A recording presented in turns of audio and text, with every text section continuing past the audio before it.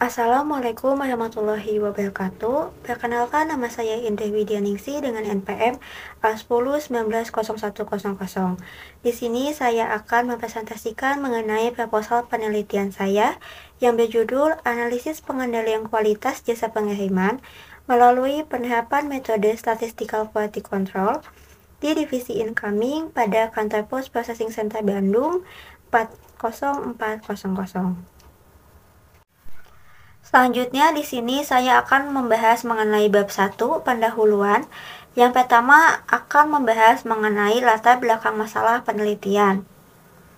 PT Pos Indonesia merupakan jasa pengiriman badan usaha milik negara atau BUMN, sekaligus jasa pengiriman tertua yang ada di Indonesia.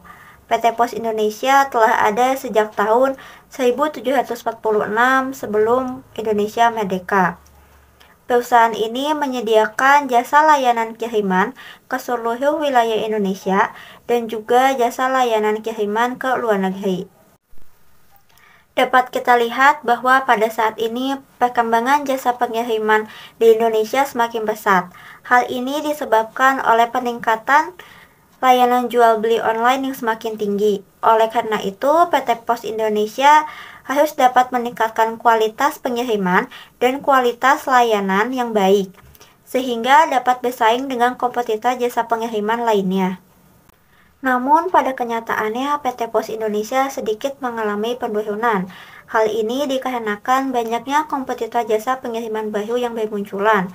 Selain itu juga dikarenakan kurangnya pengendalian kualitas barang dan surat, sehingga munculnya beberapa masalah kualitas pengiriman.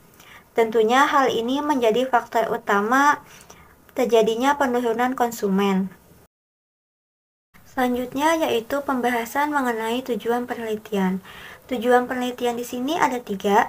Yang pertama, untuk mengetahui proses pengendalian kualitas yang telah diterapkan oleh Kantor Pos Processing Center Bandung 40400. Yang kedua, untuk dapat mengetahui pengendalian kualitas barang dan surat dengan menerapkan metode Statistical Quality Control.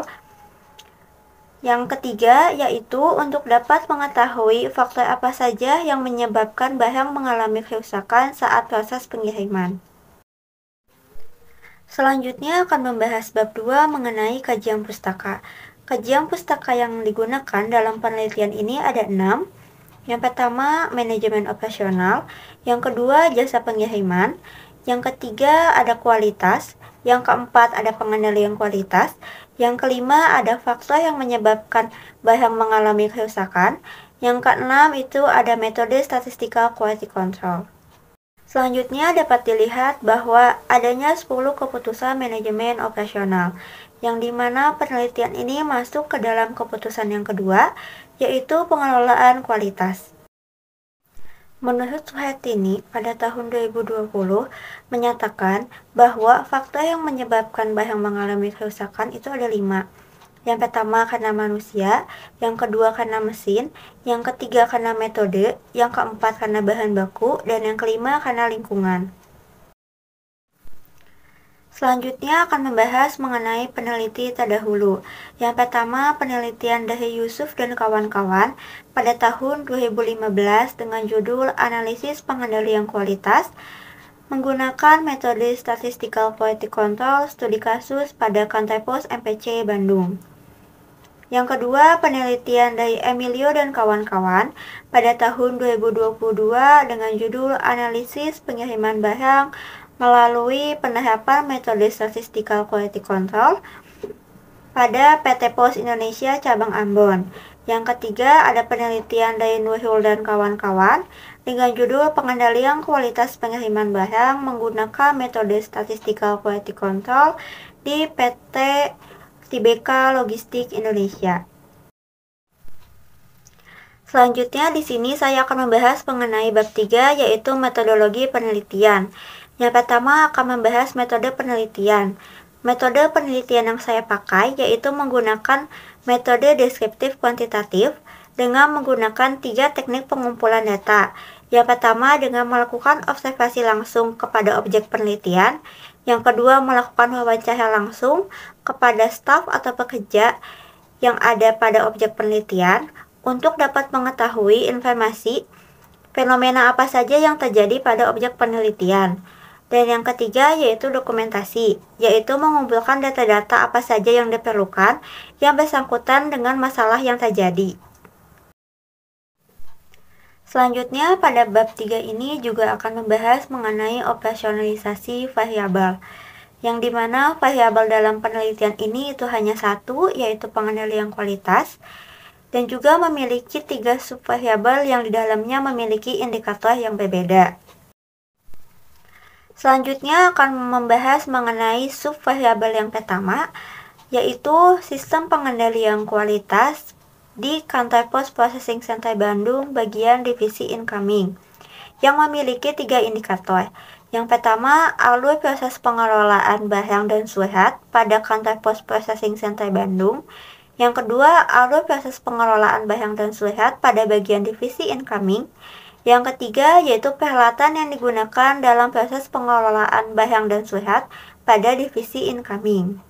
Selanjutnya, saya akan membahas mengenai subvariabel yang kedua, yaitu faktor apa saja yang menyebabkan barang mengalami kerusakan saat proses pengiriman.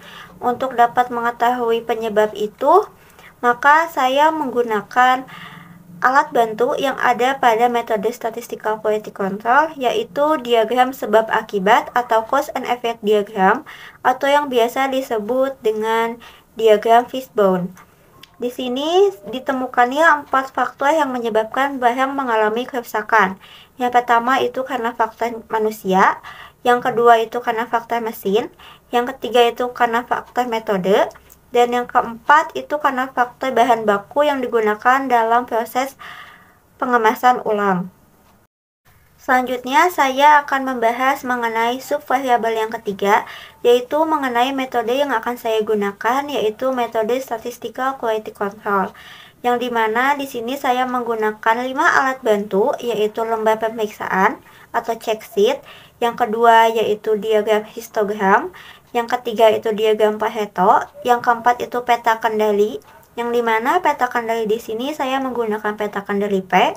Dan yang kelima yaitu cause and effect diagram atau diagram sebab akibat yang digunakan untuk mengetahui subvariabel yang kedua.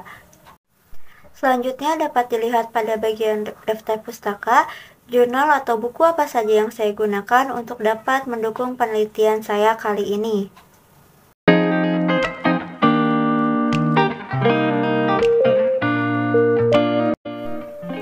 Sekian presentasi mengenai proposal penelitian saya. Mohon maaf apabila ada kekurangan atau kesalahan kata. Wassalamualaikum warahmatullahi wabarakatuh.